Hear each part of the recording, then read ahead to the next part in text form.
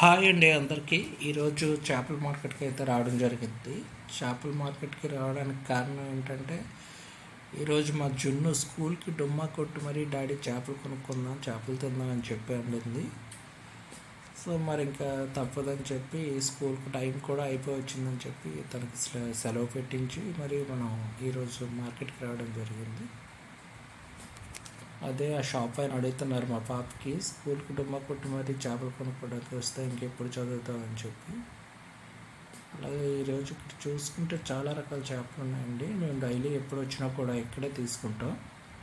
ఇక్కడ అయితే చేపలు ఫ్రెష్గా ఉంటాయి. ఇంపార్టెంట్ పాయింట్ ఏంటంటే ఇక్కడ చాలా ఫ్రెష్గా ఉంటాయి. మనకి ఇక్కడ చాలా రకాల చేపలు, సముద్రం చేపలు, చెరువు చేపలు అన్నీ కూడా దొరుకుతాయండి. నేను తీసుకున్న ఫిష్ అయితే ఇది అపోలో ఫిష్ అండి. దీని వెయిట్ వచ్చి కేజీ 200 గ్రామ్స్ ఉందండి. 1200 గ్రామ్స్. ఇది కేజీ 200కు గాను ఆయన నా దగ్గర నుంచి తీసుకున్నది 300 రూపీస్ అండి.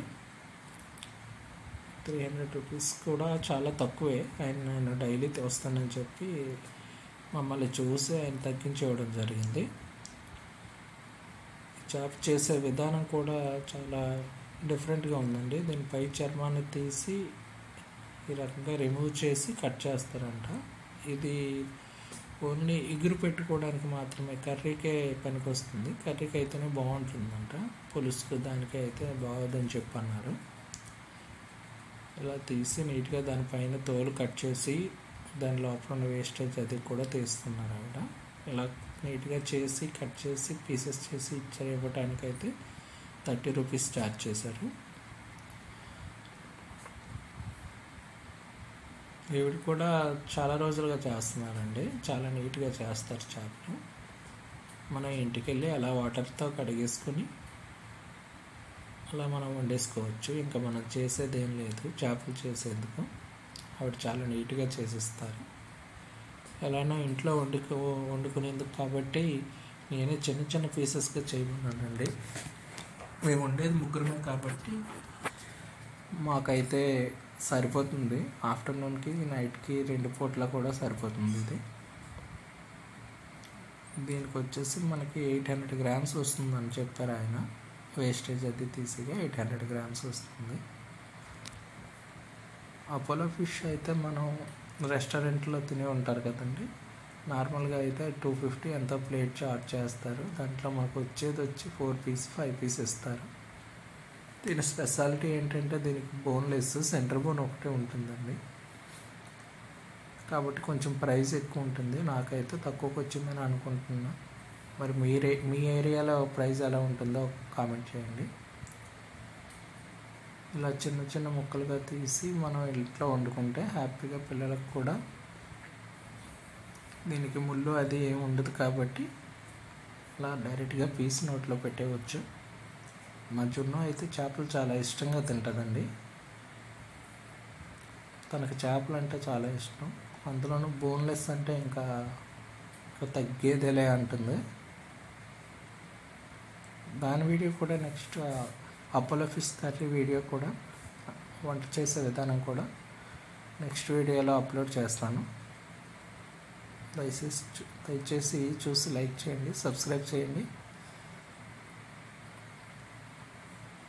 ఇక్కడ చూసుకున్నట్లయితే మనకి చెరువు చేపలు, సముద్రపు చేపలు, అపోలో ఫిష్ ఉంది, అలాగే కానకత్తులు, శీలావతి.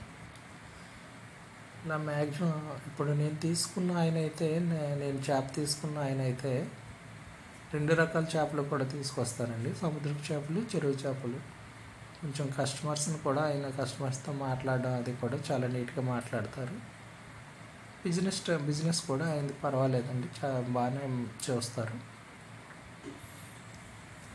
సో అలా ఒకవేళ మ్యాక్సిమం ఇక్కడ ఒక 4-5 షాప్ ఉన్నాయండి. చూసినట్లయితే మ్యాక్సిమం అందరి దగ్గర ఒకవేళ ఈ డ్యామ్ చేపలే ఉంటాయి.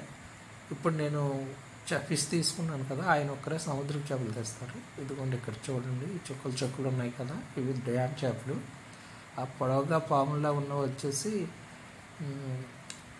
అది ఏదో పులుసు పెట్టుకోవడానికి వాటి పేరు బొమ్మిడాయల పులుసు అంటాను కదా, అలా బొమ్మిడాయలు అంట. నేనైతే అంత పెద్ద బొమ్మిడాయలు ఎప్పుడు చూడలేదు.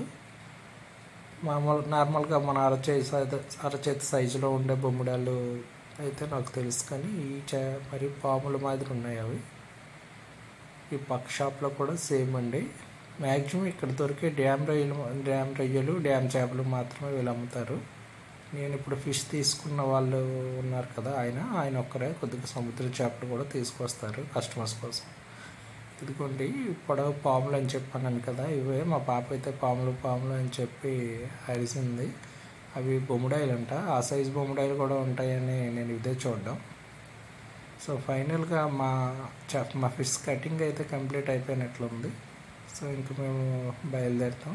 సబ్స్క్రైబ్ చేసుకోండి. బాయ్.